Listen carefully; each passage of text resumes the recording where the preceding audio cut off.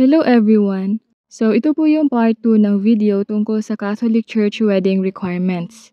Sa part 1, pinag-usapan natin kung ano ba yung mga requirements para makakuha ng marriage license. Pagkatapos niyo doon sa local civil registrar, kapag nakapag-fill up na kayo ng application for marriage license and while waiting kayo sa schedule ng inyong seminar, pwede na kayong pumunta sa church kung saan niyo gustong magpakasal. So step 1. I-submit nyo yung application for marriage license form na finilapan nyo sa munisipyo. Ipapakita nyo yun sa kanila and then bibigyan nila kayo ng mga requirements. So step 2, kailangan nyo itong i-provide. So ito na yung mga list ng mga requirements. Una, birth certificate from NSO or PSA. And then baptismal certificate and confirmation certificate, photocopy lang. Kukunin nyo yan doon sa church kung saan may record kayo ng inyong baptismal at confirmation. Ang babayaran dyan ay 100 pesos. Next is Senomar. Ipasa nyo ang original copy. Kaya photocopy lang ang hinihingi sa munisipyo kasi ang original copy sa church mismo ipapasa.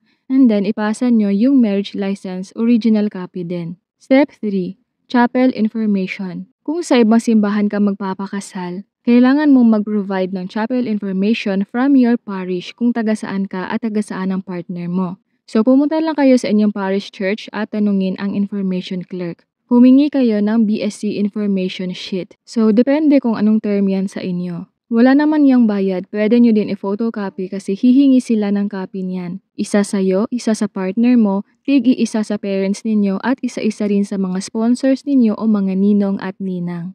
So kung iba-iba kayo ng barangay, syempre dun kayo magpapapirma kung saan kayo nakatira. And medyo hassle talaga siya. Hindi ko lang alam kung ganito rin ba sa ibang church kasi iba-iba naman ang proseso. Sa BSC information sheet, papipirmahan mo yon sa inyong chapel facilitator at BSC coordinator.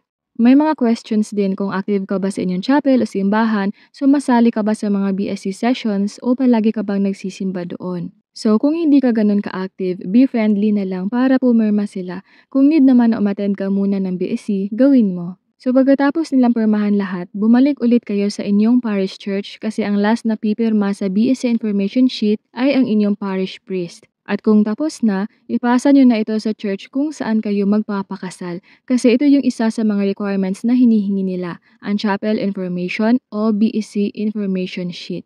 Step 4. Permit to marry. So kung sa ibang simbahan kayo magpapakasal sa ibang lugar, isa sa requirement ay ang permit to marry. May ibibigay ang church kung saan kayo ikakasal, magbibigay sila ng marriage bonds. Letter lang ito na may pangalan ninyo ng partner mo. Magbabayad kayo ng 500 pesos dito. Ibibigay nyo ito doon sa church kung taga saan kayo kasi doon kayo tatawagin.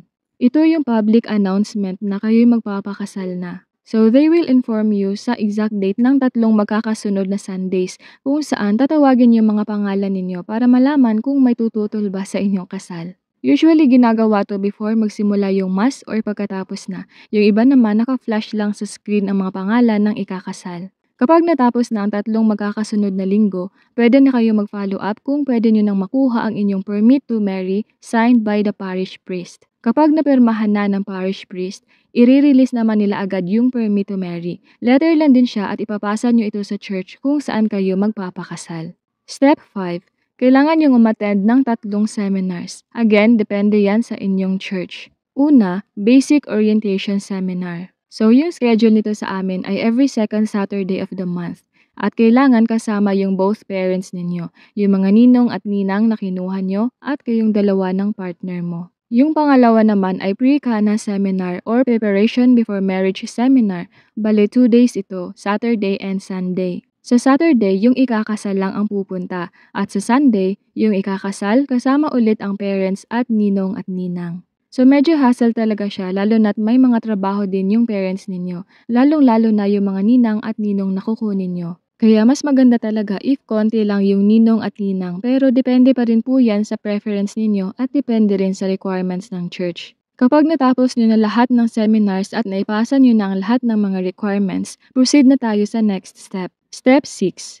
Magkakaroon ng initial interview kung saan may mga katanungan tungkol sa inyong dalawa, mga personal questions, and then magbibigay sila ng schedule for the final interview by the parish priest. Sa final interview na yon, ipa-finalize lang naman yung schedule ng wedding ninyo and may mga personal questions ulit.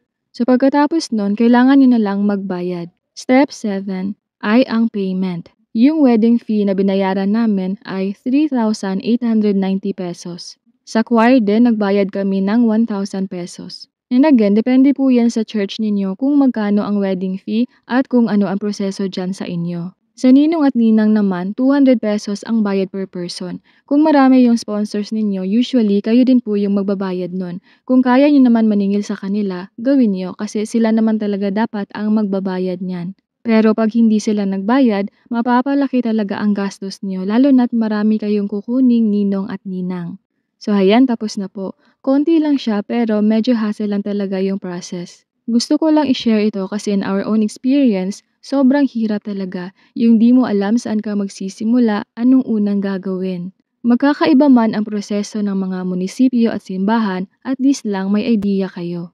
2019 pa po pala ang kasal namin kaya yung mga babayaran na nabanggit ko dito ay posibleng hindi na ganun, baka nagtaas na rin ang wedding fees. I hope na nakatulong po ito lalo na sa mga couple na nagpaplano ng magpakasal. Thank you so much for watching and God bless po sa inyong wedding.